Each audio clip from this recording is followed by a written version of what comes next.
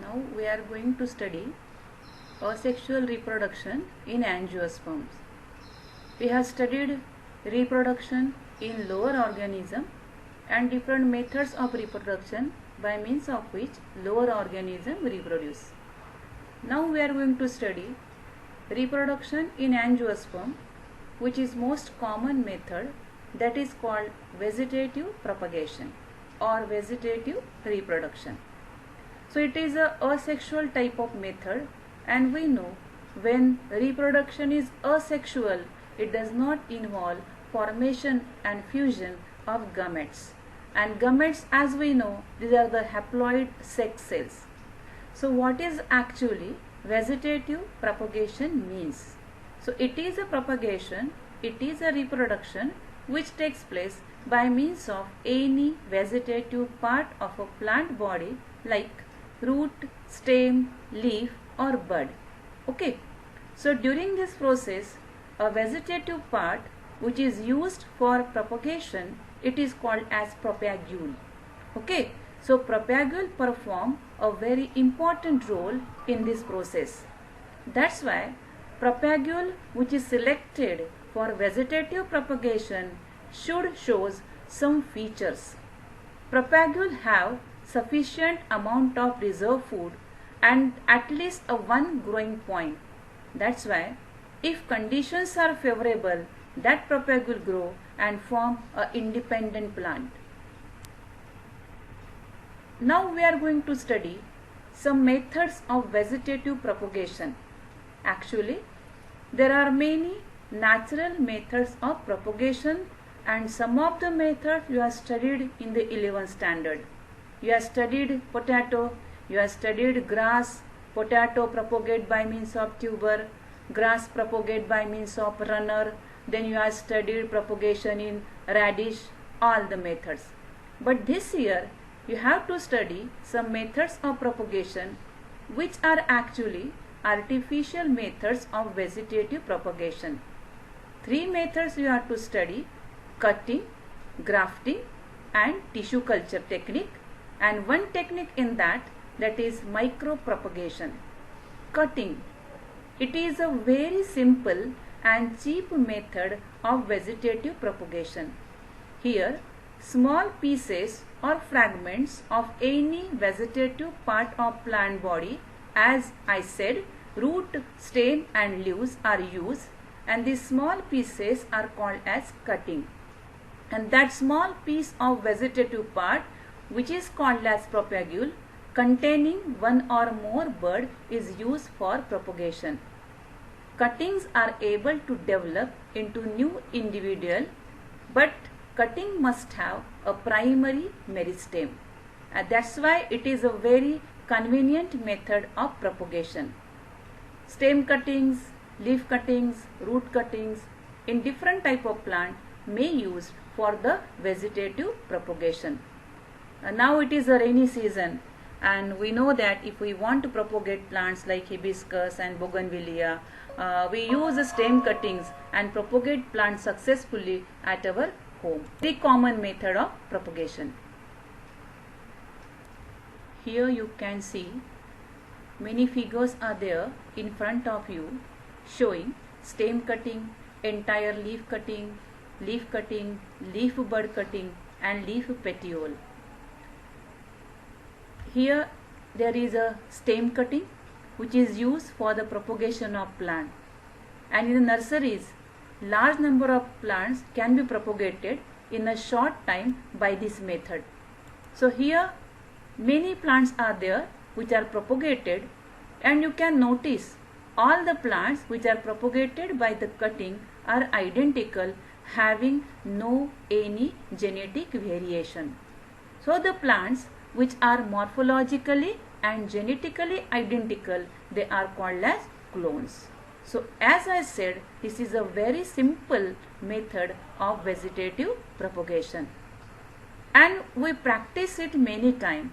Now it is a rainy season, and if we want to propagate plants like hibiscus, bougainvillea, easily we propagate that plant by using stem cutting. One plant is there, Bryophyllum. We know that Bryophyllum plant we successfully propagate by using its leaf cuttings. So in Bryophyllum, leaf is used as a propagule for vegetative. Now second method of vegetative propagation is a grafting. Budding is also a type of grafting. First we are going to study what is grafting actually. Here you can see two different plants are there. Okay, so one is labeled as stalk and another one is labeled as a scion. So grafting is an art.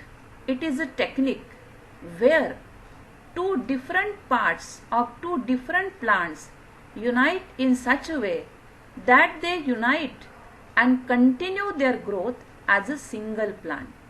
Okay, so many fruit producing plants, flowering plants, they are propagated by a method which is called as grafting. So here in a grafting, one plant provide root system and another provide shoot system. Plant which provide root system is called as stalk and plant which provide shoot is called as scion.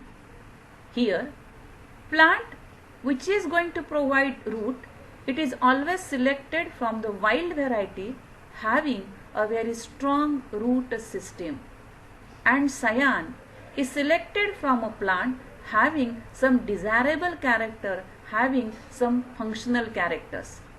So stalk and scion are, a scion is grafted on the stalk. So here particular type of cuts are given to both stalk as well as scion, so their cambium is well exposed and union takes place properly. When scion is fitted to the stalk, after that a grafting tape is used, and because of grafting tape union is firm and cambium of scion is in connection, it is in close contact with the cambium of a stalk. Cell division is promoted and new cells are formed, forming a firm union of stalk and the scion. But important thing is that buds which are present on the stalk should be removed, while as scion which is grafted on the stalk should contain at least one functional bud. That's why if grafting is successful, then scion develop upper shoot, and on that shoot fruits or flower with functional character produce successfully. So for the propagation of many fruits, many flowers, this method is used. Okay, but it requires special training and special technique. Okay, now budding is also a type of grafting. काफ़ी जो roses होते हैं, गुलाब के जो फूल होते हैं, उनमें budding ज़्यादातर अप्लाई किया जाता है. तो यहाँ पर ये प्लांट दिख रहा है and here bud is visible which is actually a scion and grafted here on the stalk. So main difference is that in a grafting, scion which is selected contain one or more than one bud. Okay, it is a small part of stem. But in a budding, scion selected is a single bud. It is a single bud having a living tissue and parenchyma cell inner side. Okay, so here single bud is removed and it is grafted on the stalk. And here also a tape is used for the firm union of scion and the stalk. So if union is proper, after some duration, this scion develop, germinate and develop a leafy shoot. So grafting and budding. Budding is also a type of grafting, only a little difference. Okay. Now these are the of propagation. Here you can see grafting in a rose, a very clear how scion is inserted in the stalk. Okay, so this contain an active bud and it is developed into a leafy shoot. Here you can see in the polythene bags mango plants are there and we show mango fruit. Plants are so small, so that is the advantage, because plant which are produced by the grafting start fruiting within 1 year, because scion which is inserted on the stalk it is already completed its vegetative growth and ready for the reproductive growth. And that's why अगर हम seed सोन करके plant को generate develop करते हैं तो plant को fruits आने के लिए काफ़ी समय लगता है, सालों लग जाते हैं. लेकिन अगर वही प्लांट हम ग्राफ्टिंग से प्रोपोगेट करते हैं तो 1 साल के अंदर उसको फ्रूट्स आना शुरू हो जाता है. That is the advantage of grafting of budding. So here you can see some cacti are there, looks very beautiful. How they are produced? They are produced by the grafting, union of 2 different plant. लेकिन देखो यहाँ पर वो एक ही plant हमको दिख रहा है. So beautiful cacti are in the nurseries by the process. Okay, so grafting is an art of joining the parts of 2 different plants together in such a way that they unite and continue their growth as a single plant. Plant which provide root is called as stalk, and other inserted on stalk is called scion.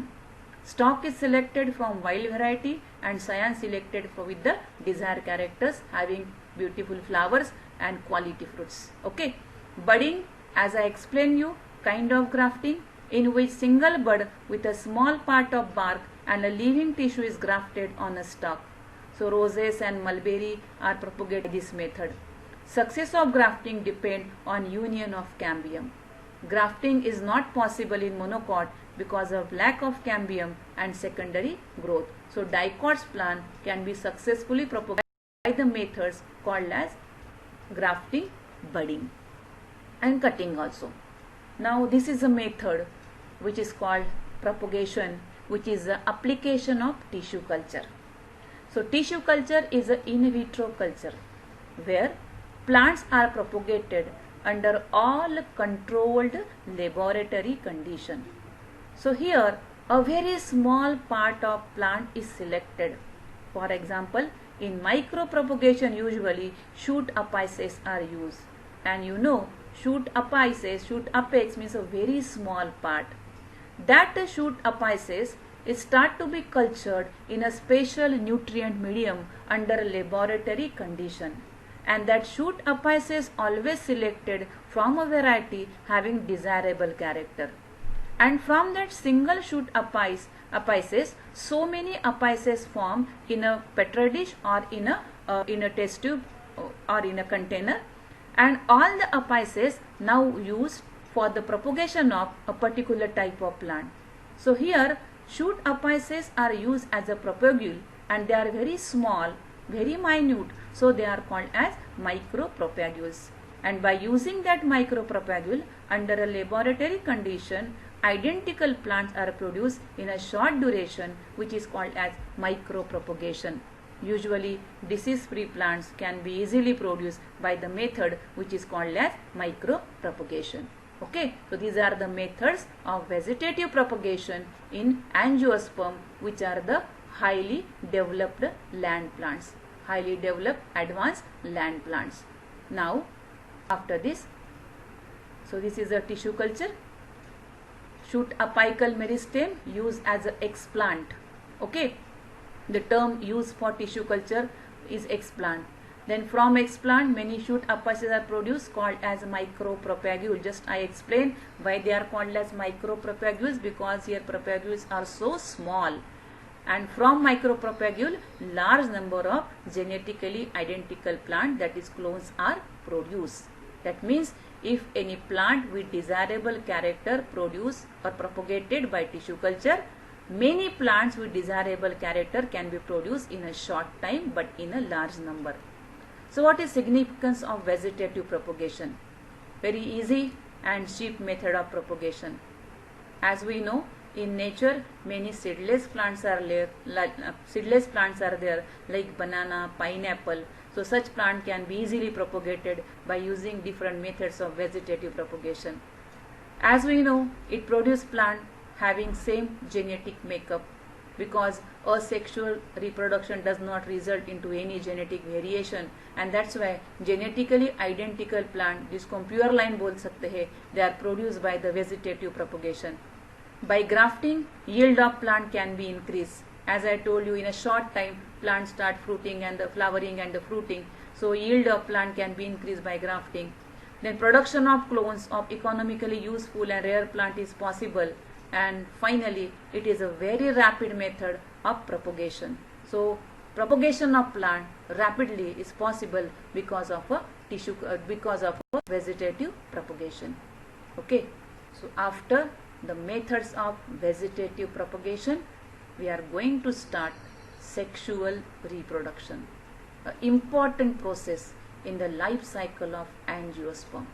Okay, so for sexual reproduction, special sex organs are required. Okay, because sexual reproduction involves fusion of two compatible gametes. Gametes should be compatible. Okay, so compatible gametes or sex cells are required for sexual reproduction, and for the sexual reproduction, plant produce a highly specialized organ which is called as flower. Flower is actually highly modified and condensed shoot, specially meant for sexual reproduction. Function of flower is to produce haploid gamete and to ensure that fertilization will take place.